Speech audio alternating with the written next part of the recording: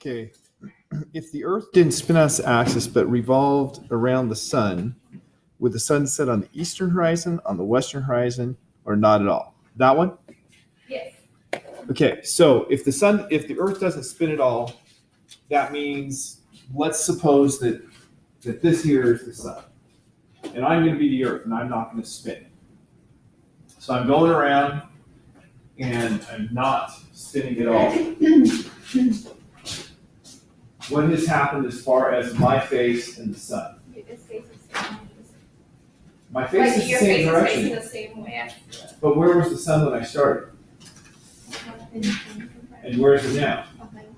So if you are my nose, or on my nose, it was noon when I started, and now it's midnight. Yeah. So you're definitely going to have days. Now, how long is it going to take for one day to be completed? Okay, so it would take 1 year to have a day. Yeah.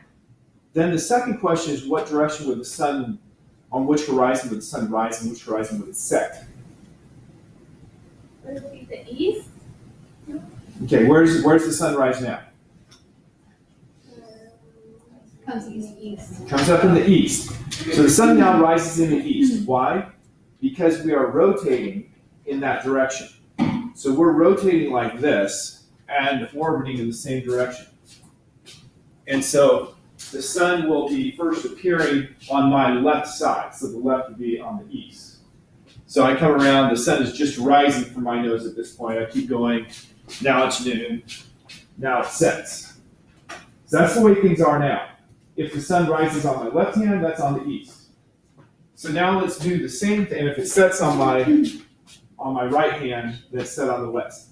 So now we're here, the sun is up, and if I'm not rotating at all, where is the sun setting?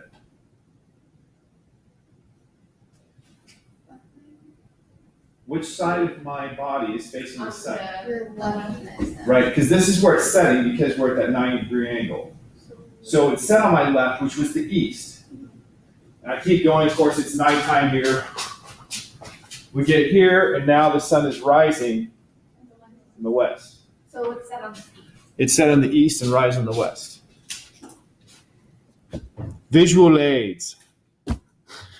Gas jets and me. Mariah.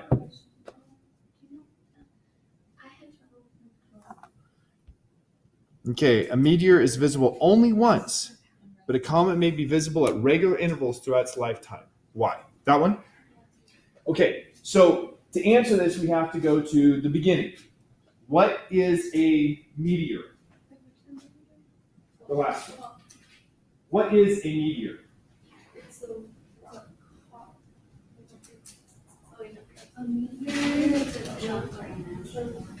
It's a what? A meteorite is. So it's a meteor is a descending higher rate. Meteor is descending around like a shooting star. I heard her. She's correct. She's correct. What did you say, Danny? Comes in the atmosphere, but doesn't hit the ground. Yeah. Well, a meteor is what you're seeing in the sky when it's going through the atmosphere. Okay, so shooting star is a name we use for meteor. What did you say was correct there, Ivan? The higher is below. Okay. Descending? Yeah, it's you have something coming through the atmosphere. If it's coming through the atmosphere, what usually happens? It burns up. So usually it gets destroyed as it descends. If it doesn't get destroyed, then what A happens? meteorite. Then you have a meteorite, which means it was a chunk of asteroid that hits the Earth. So is that ever going to return again? If it burns up, it can't return again because it doesn't exist. If it embeds in the Earth, it can't return again because it's now stuck in the Earth. So that's why meteors don't recur. They're just a one-time event, and then it's either gone or it's stuck in the Earth. On the other hand, what is a comet? They're orbiting. Okay? They're orbiting the sun just like we are. They're things from the either Kuiper belt.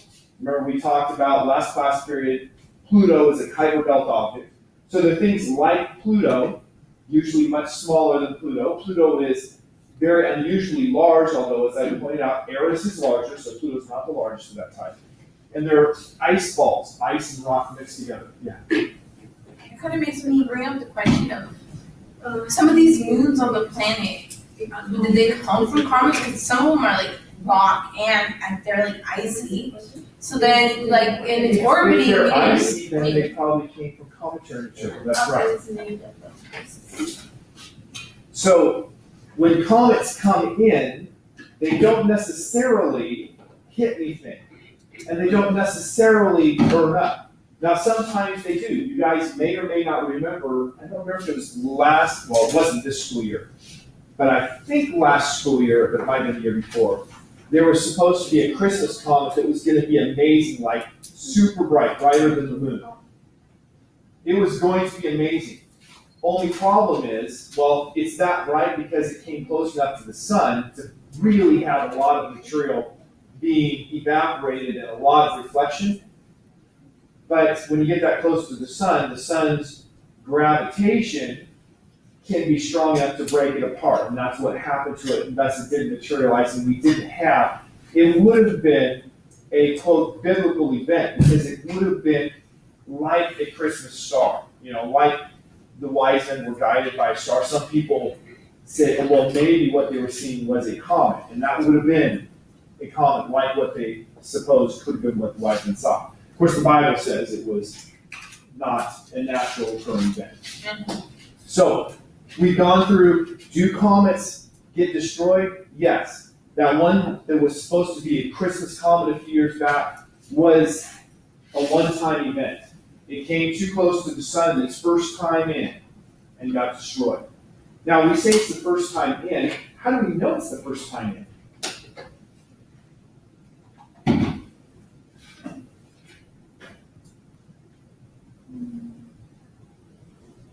Okay, I'll start with the easy question. Can we determine how long it's going to be for Mars to go around the sun? Yes, we can. And it's not just from measuring, it came around this time and now it comes around here. We can actually determine it simply by knowing how far away it is on average from the sun. The period, the time to do one orbit, is completely determined by the average distance between the object and the sun. And so with these comets, as soon as they're observed, they determine its orbital properties. They can determine the average distance, and they can determine how often it's going to come around. And so if you didn't have one that time in the past, wow, this must be its first time. In fact, they can figure out what paths it should have taken, where people would have seen it. So if you had two comets at the same time, you could differentiate on. This is the one, that was a different one. So they can be sure nobody observed this comet before, so it must be the first time. Also, with its path, they knew that it wouldn't be able to last many times around the sun. So they knew it was the first time in. New comets occur because you have all of these massive objects out there, and there's enough of them that sometimes they'll get close and gravity will deflect one. And that's when you have a new comet that starts, hence the one a couple years ago. All right, all of this, do you have enough information to answer the question now? Just making sure. Yeah. Did you like my cartoon to end the Okay, I was going to get Porky Pig saying that's all, folks, but I like this one better. All right, shall we review? Yes, let's review. That sounds totally fun. You do not have to do any more potential test questions. Is that what you were asking? Do we have class on Friday? Yes, we have class on Friday. And we don't have to do any more of these? You do not. Okay. We will not have lab tomorrow. We will not? Correct. Okay. Oh, Wait. You might want to go back and change that teacher evaluation. Danny. No, that's my smile. That's my smile. There was nothing evil, no smirk. People think that I'm evil somehow, that I've... No, I don't think you're evil. You just had like that smirk of you don't have blood. Some professors have waiting for a blood test. No, there is no but. There's no but. No lab tomorrow. The truly evil professor would probably lie on Friday. Where were y'all? Y'all got zeros. I'm not truly evil. All right. So going back to the beginning, we're doing review today and Friday because we're going to have a cumulative final.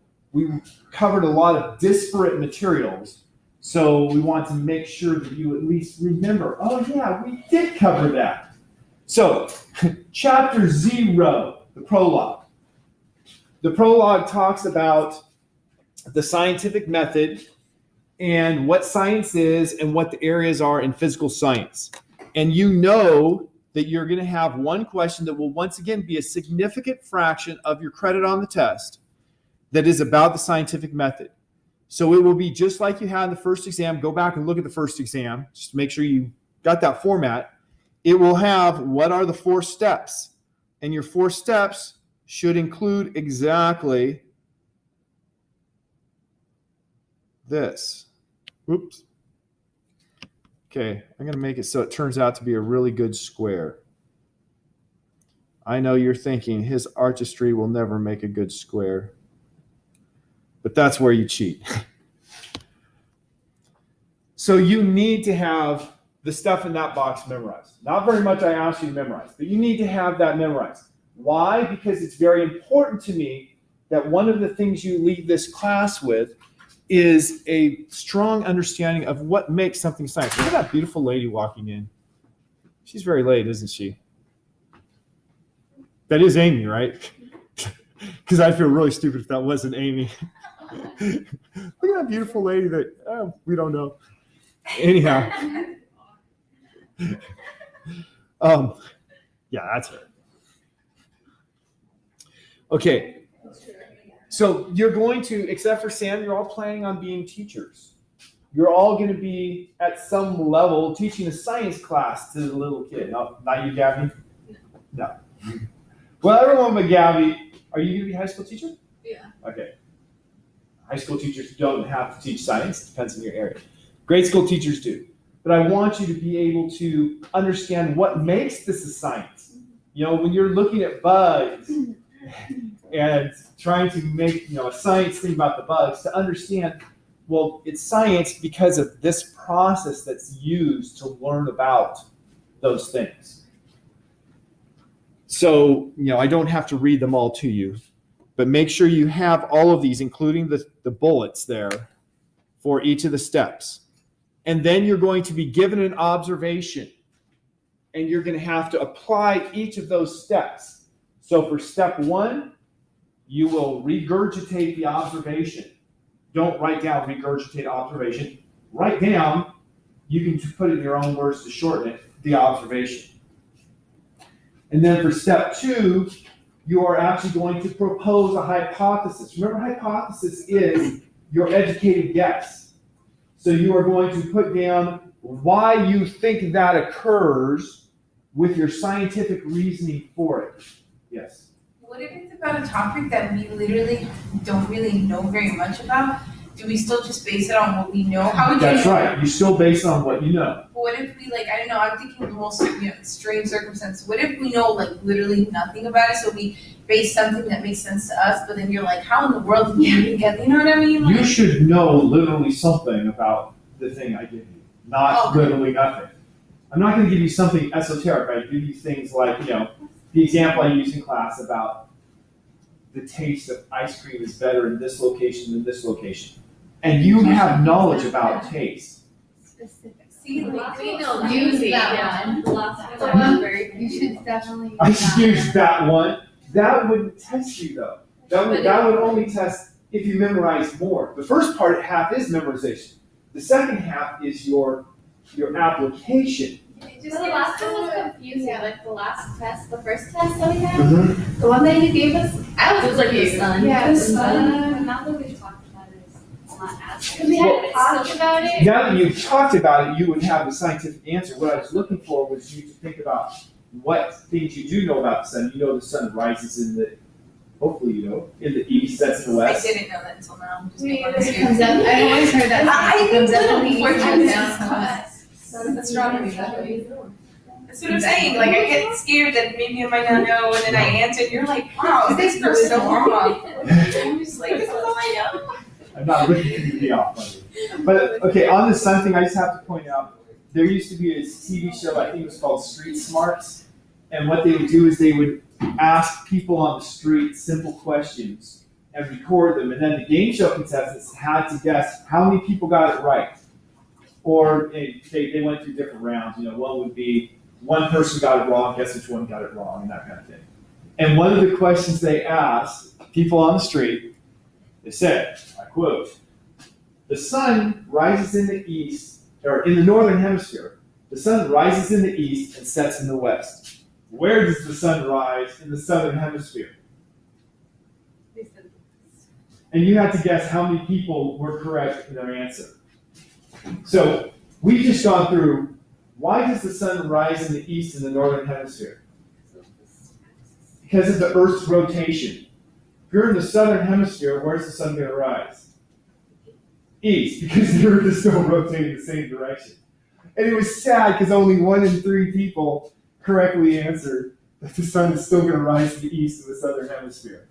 Yeah.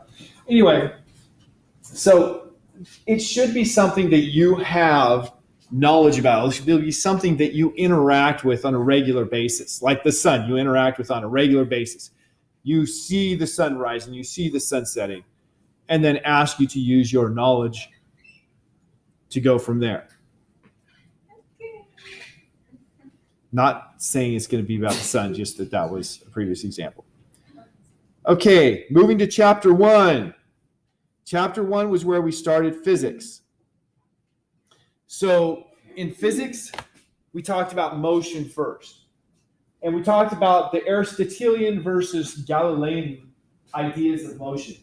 Aristotle thought that everything had a certain amount of earth, a certain amount of water, a certain amount of air, a certain amount of fire, and that there was a natural position. And things moved to get to their natural position. So natural motion would be just moving to get to its natural position. So according to Aristotle, this ping pong ball has a lot of earth in it. So its natural position is to be down on the earth. So if I let it go, it falls to get to its natural position. And it's unnatural or violent motion if I make it do something unnatural, if I make it move in a way. So if I throw it up, that's a violent motion. It's unnatural. That was Aristotelian thought. Galileo said, no, I think that things have a natural tendency, we have later on from Newton's first law, to just stay in constant motion, and something has to make them change their motion. And so we have something that's making the motion of the ball change. What do we call it if the motion of the ball is changing? Acceleration. Acceleration is a change in the motion. Constant motion is constant velocity. Velocity is a vector. It has direction and speed. Acceleration is a change in velocity, so a change in direction of motion or a change in the speed of motion. And Galileo said this has a change in its velocity because there's something acting on it. Yes? Was Galileo inertia or was that Aristotle? Well, Or neither? it's Newton. Oh, okay, there. And so Newton is the one that put laws to these. Newton made 3 laws. The first law, the law of inertia, hence why I said that's Newton. The law of inertia is the law that states an object in motion stays in constant motion unless a net force acts on it. Newton's second law actually renders the first law unimportant. The first law is important that it identifies inertia, the tendency to stay in constant motion.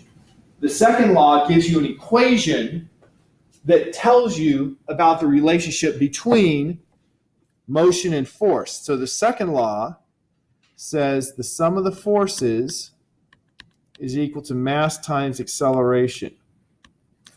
Now notice I put vector signs over the force and the acceleration to say those have direction, not just magnitude. So now we have the force being anything that pushes or pulls. And so I listed here some common forces.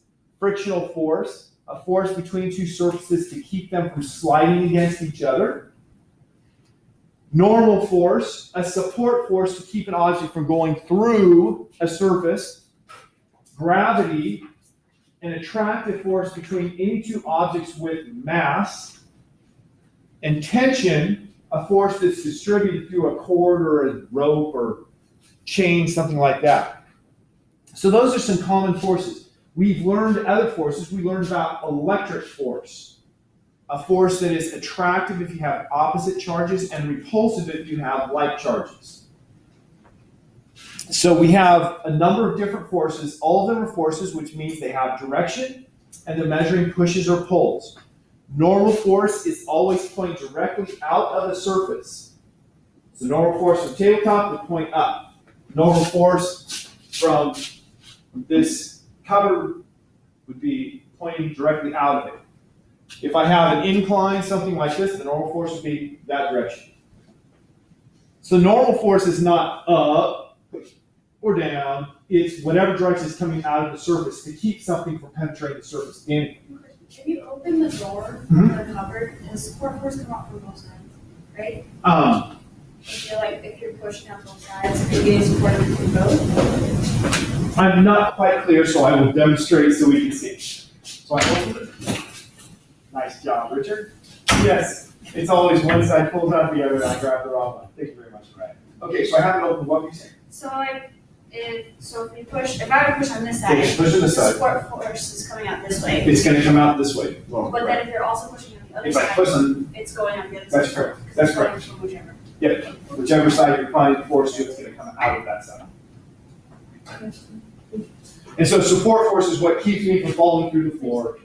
It's what keeps you from falling through your chairs, through your desk, etc. All righty. Equilibrium. What does the word equilibrium mean? Okay? That is the outcome from it. What it means is that you have equal forces, and if you have equal forces, according to Newton's second law, then the acceleration is zero. So it's fine what you said, Gabby. I don't want you to think, no, that's wrong. The word equilibrium has a specific meaning, and its application is what you were saying. Its application, if we have something in equilibrium, it's got to have acceleration of zero. So equilibrium, you need to be able to identify if something's in equilibrium.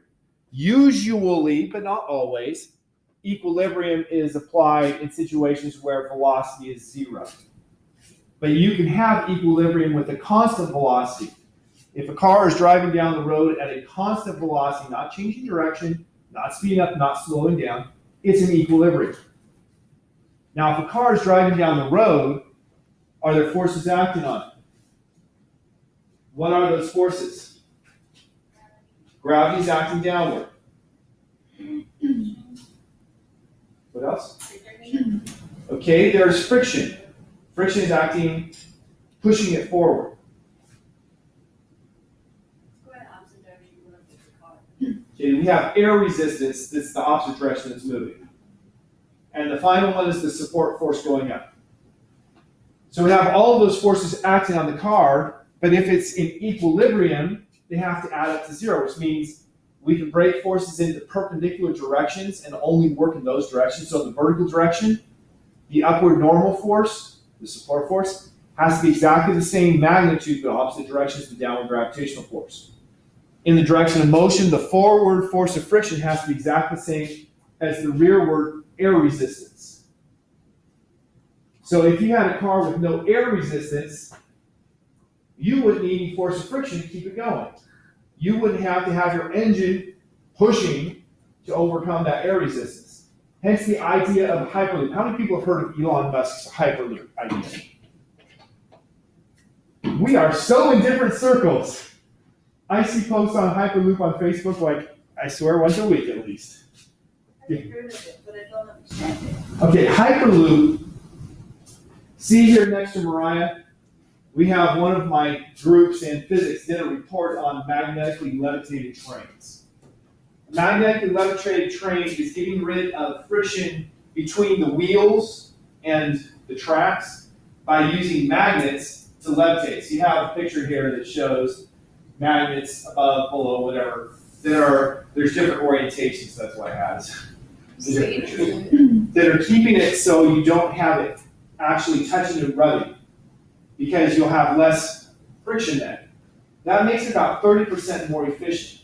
But the Hyperloop idea makes it way, way more efficient, because the Hyperloop idea is we're going to take a maglev train and we're going to put it in a tube and suck the air out of that tube. So if the train's in a tube with the air sucked out, then you don't have the air resistance opposing the motion. Without the air resistance, you get the train moving and it just keeps moving. And so the Hyperloop idea is you apply a little force and you just keep that force going, and it gets going really fast because there's nothing opposing it. It just keeps accelerating. So they go really fast, and they actually use magnets to accelerate it as well, rather than using drive wheels like we use in cars or normal trains. But the goal there is to not have the air resistance. Thus, you don't have to have a forward force to keep it going. You just have a forward force to accelerate it. You know the difference between speed, velocity, and acceleration? To put it in equation form, and of course you will have equations, the speed written with a V, because if it's a vector we call it velocity, is delta x over delta t. It's been a while since we've written delta. What does delta, the triangle is the Greek capital D, delta. What does that delta mean? Change in. And it's always final minus initial. So that's x final minus x initial over time final minus time initial. So that's the equation for speed. Acceleration has to be written as a vector equation.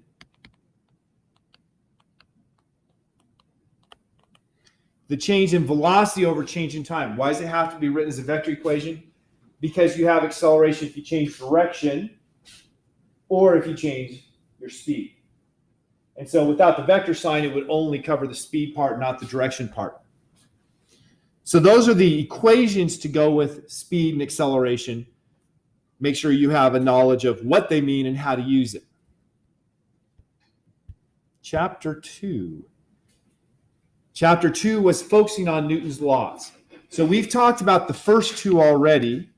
The third law, for every action, there's an equal and opposite reaction. That's Newton's third law.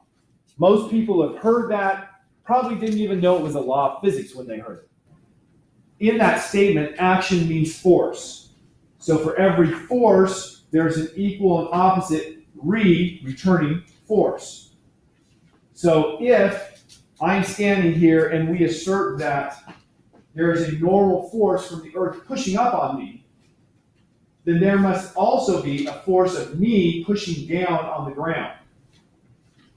That force of me pushing down on the ground, that never appears in our free body diagram. Free body diagram, a picture showing all the forces acting on one object. If I draw a free body diagram for me, the force of me pushing on the ground is not acting on me. What is it acting on? Force of me pushing on the ground, what would that be acting on? On the ground. And so if I draw a free body diagram for me showing the forces acting on me, it won't show the force of me acting on the ground because that's acting on the ground. So Newton's third law is dealing with the interaction force, me pushing on the ground and the ground pushing on me. Now I have a force of gravity that's down. That's the same direction as the force of me pushing on the ground, but the force of gravity is acting on me. It's not acting on the ground, so it's a different force. So if you look at the forces on me, you have the downward force of gravity, the upward force normal. You look at the Earth has its upward force keeping me from entering the Earth, and it's the Earth, actually no, it's downward force of me pushing on the Earth, and the upward force of gravity of me pulling the Earth up. Okay, somebody had a hand up here. Okay, Leslie. So then all the little rocks and all that minerals that are in the earth, they have a force themselves of They're keeping them from going. into the earth that you mentioned? If you talk about just a pebble, Yeah. that pebble is in some matrix that's all around it, right? And so acting on that pebble is going to be a net force of gravity due to the earth, and then it's going to have an upward force normal from all of the material acting around it. And that material acting around it's going to have, forces that are pushing into the surface everywhere, and I just put the total of all of those forces. Because obviously there's going to be forces pushing like that as well. And so I just put this here as the total of all those added together. All right, momentum and energy. Momentum is mass times velocity. So mass in motion is momentum. If I run, I have momentum. It's a vector. It's the direction I'm traveling. Units of mass. What are the units of mass? Kilograms. Not grams, kilograms. So I have mass and I have velocity. What are the units for velocity?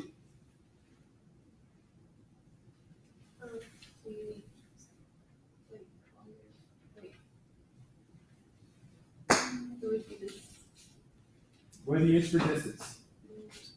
Meters, and for time it's seconds. Meters, the standard unit for distance.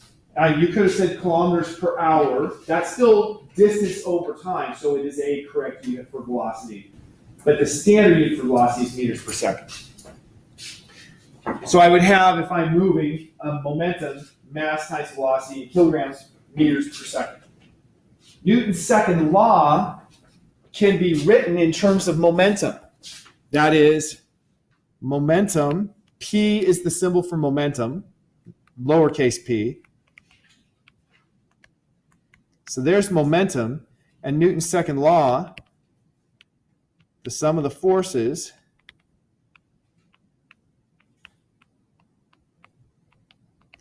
is the change in momentum divided by the change in time. That is not just an equivalent form of Newton's second law, it's a more correct form of Newton's second law. The most correct form is to change those deltas into d's and make it a derivative. Because Newton's law really is a calculus equation. He invented calculus for this purpose that says that the net force is the rate at which momentum is changing with respect to time.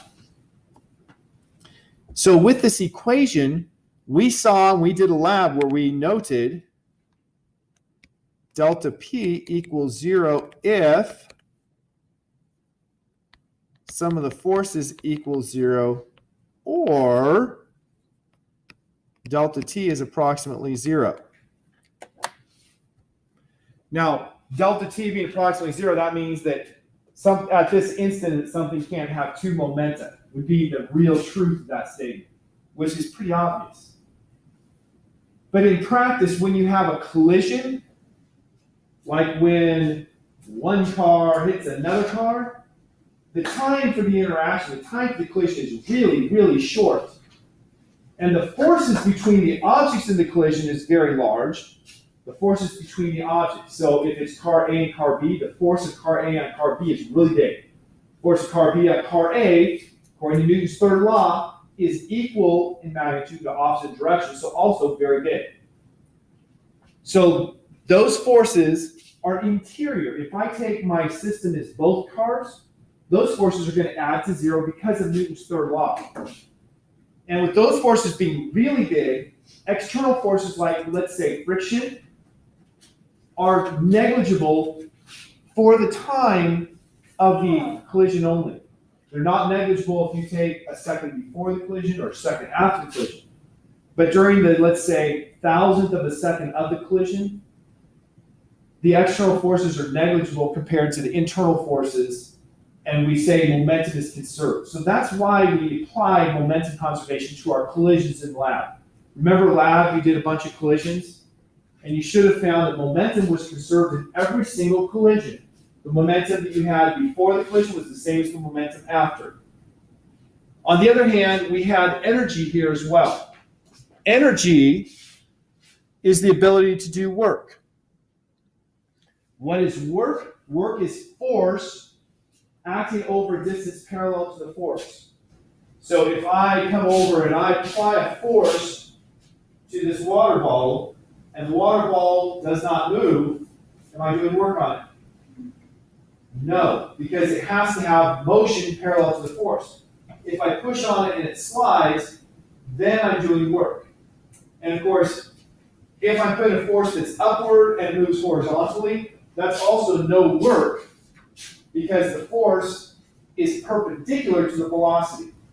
It's only doing work if the force is parallel to the velocity. So we have to understand what work is. Notice that fourth bullet. And how to calculate it. Force times the distance parallel to the force. And energy is the ability to do work. Things can have the ability to do work for a couple reasons. This ball right now has the ability to do work because of its position. If I let go, there's a force, gravity, that's going to do work on it, make it move, and when it hits the ground, do work on the ground. So we say it has potential energy in that case because it's based on its configuration or position. If I were to take this ball and toss it, so I'll just toss it to myself. While it's moving, it has the ability to do work because it's moving. The easy way to think about this is if there is a car coming straight for you, you know that if it were to touch you, it would apply a force to you and you would move in the direction that it's touching you, right? That means they would do work on you. Why would it do work on you? If the car is parked, I don't worry about doing work on you because it's not moving. But if the car is coming toward me, it's moving and it can do work because it's moving.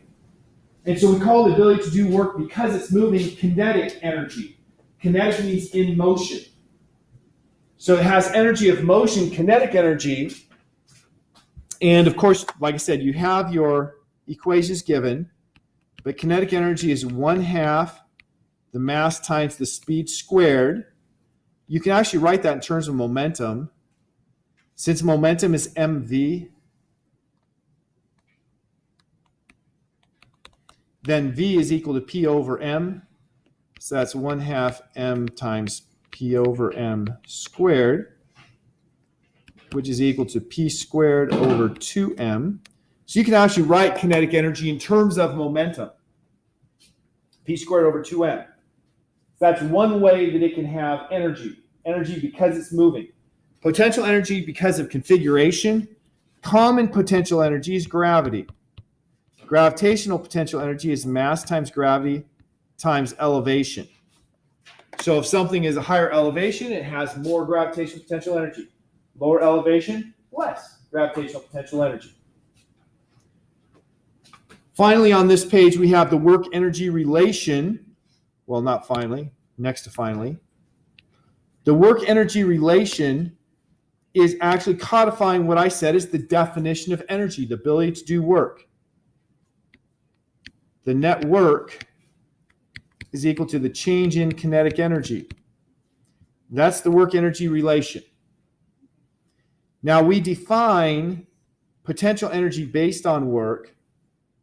And so we define energy is equal to kinetic energy plus potential energy. And the work net is equal to the change in total energy. Actually, no, that's not right. The work non-conservative is change in total energy. Let's not focus on that. I don't think I'll have questions on that on the test. Just that is another way of saying the net work is change in kinetic energy.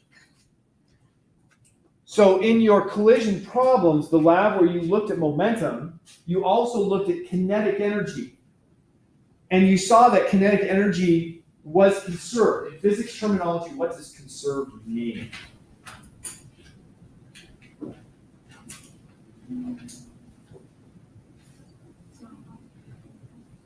It means that you don't gain or lose it. It stays constant.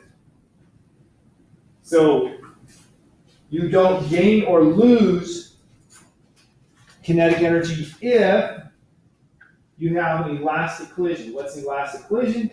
Well, it's defined by that you don't gain or lose energy. So kinetic, or don't gain or lose kinetic energy. So kinetic energy is conserved in some collisions, but not all of them. It's conserved in collisions where you don't have anything to take away energy, where you don't have two things crumbling. You don't have something like Velcro sticking to absorb energy. So we have two kinds of collisions: elastic, where kinetic energy was conserved, and inelastic, where it was not. Now, chapter 4, we got a little more into gravity. We studied projectiles. We did not study the satellites. We only studied those two aspects of it. The universal law of gravitation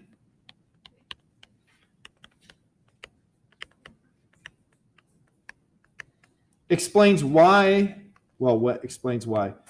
Explains how gravity is working to attract things.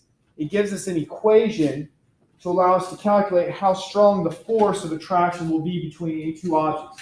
So it allows us to see that if we take as an example the separation between Gabby and Ivy, they're separated by about a meter. But if we look at the separation between Gabby and Ashton, they're separated by about 2 meters. In this equation, R is the separation. So assuming that they all have similar masses, then I would say the force between Gabby and Ivy is going to be divided by 1 meter squared. The force between Gabby and Ashton is divided by 2 meters squared. Well, what's 2 squared?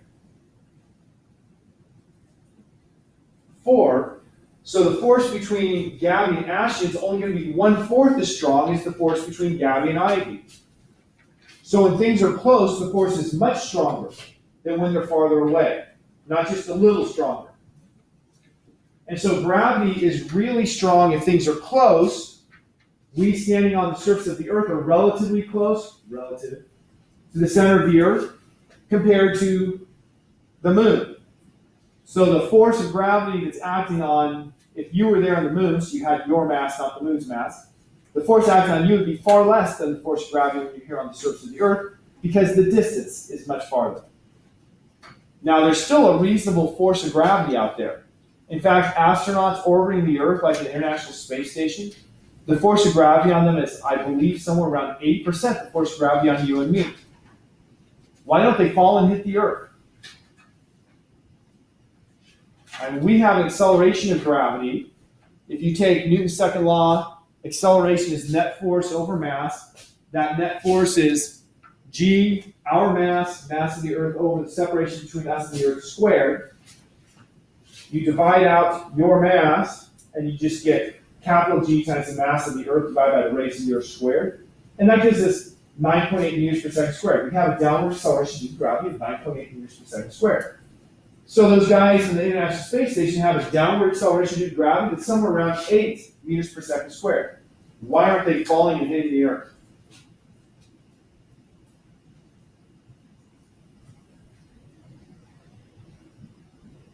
They have momentum.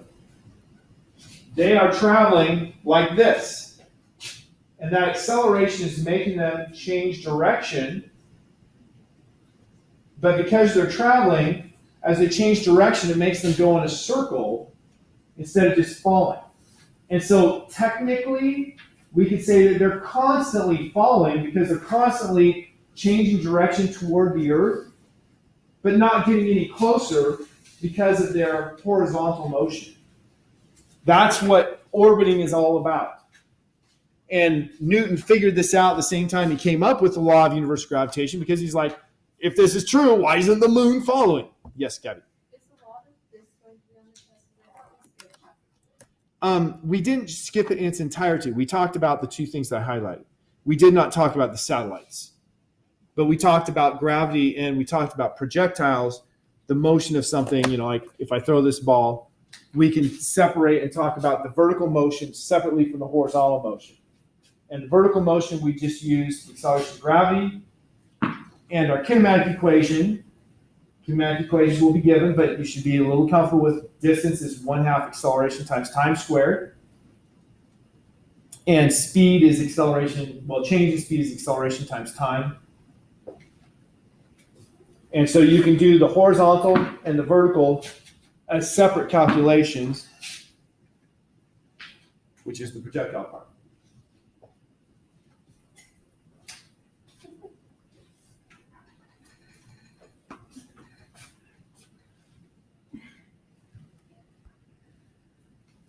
Okay, for fluids, density. We've talked about density a lot. Recently, we talked about the density of planets. Density is mass divided by volume. So the density, what's the density of the Earth? We just studied it. You don't have to have it memorized. I only said in class over 3 grams per centimeter cubed. I think the average density of the Earth is somewhere in the ballpark of 5.5 grams per centimeter cubed. I did not look it up, so I'm just going off the top of my head. The density of the Earth is much more than the density of Mars. Why? Because the Earth is much more compressed. So they talk about the uncompressed densities. The uncompressed densities, that is, if you take away the compression caused by gravity, it's just a little over 3, like 3.3 for all of the interior planets. Mercury has a slightly higher uncompressed density because it's closer to the sun, formed of different minerals that have, or different elements, and elements with a higher density. Pressure. Remember that word pressure. If you forget it, just think dun dun dun dun dun dun dun dun dun. Under pressure. Yeah. You may not know the song now that I think about it. Worse yet, you might think that it's a song by a rapper. Pressure is force divided by area. So right now we have pressure acting on us. Atmospheric pressure. And what direction is the force on us due to atmospheric pressure? What direction is the force acting on? And I will restate it in a clearer way. Not just restate it, but in a clearer way. What direction is the force of atmospheric pressure on the tip top of my head? Down. What about under my chin? Up. What about on the side of my face? In. I made sure I had my finger pointing in the wrong direction that time. So it's always the force due to pressure, what I was looking for and why I rephrased it more clear. It's always into the surface. So I have air pressure pushing into me in all directions, keeps me from bloating, right? I would be more bloated if we didn't have this pressure pushing in. It also makes a net force on me. What's happening to the air pressure as you go down? It's increasing because air pressure is caused by the weight of the air above us. So technically the pressure on my feet is a little bit bigger than the pressure on my head. Hence the force per unit area, since pressure is force over area, is slightly bigger on my feet, which means the force pushing up on me is slightly bigger than the force pushing down on me. So I'm floating in the air. That force that's lifting me up we call the buoyant force. In the air, we never worry about it. Because the difference in air pressure from the top of the head to the feet is very small. But if you're in water, because the density of water is like 800 times the density of air, the buoyant force, the upward force, because of the increasing pressure, is much more noticeable. So in water, for most of us, the buoyant force, the net force, upward, because the pressure is getting greater with depth, is about equal to our body weight. So we're pretty close to neutral buoyant. Some of us sink, some of us float, because we're not exactly neutrally buoyant. And that is because of different densities you have. If your density is lower than water, then you float. If your density is greater than water, then you sink. So make sure you understand Archimedes' principle here that says the buoyant force is the density of the fluid times the volume of fluid displaced times G. So that's how you determine how big the buoyant force is. And you remember the whole story about Archimedes taking a bath. Eureka, I have found it. Last thing on this slide, and last thing I'll talk about is Bernoulli principle. Remember my sweet demonstration with the blow dryer. The moving air lowers the air pressure. And so airplanes, for instance, fly because that airplane wing has air going over the top at a higher speed than the air going underneath. The higher speed air on top means it has a lower pressure on top, pushing down on top, not as hard as it's pushing up on bottom, and that difference is enough to keep an airplane in the sky. That's the only reason they fly. On that note, I will bid you adieu for the day.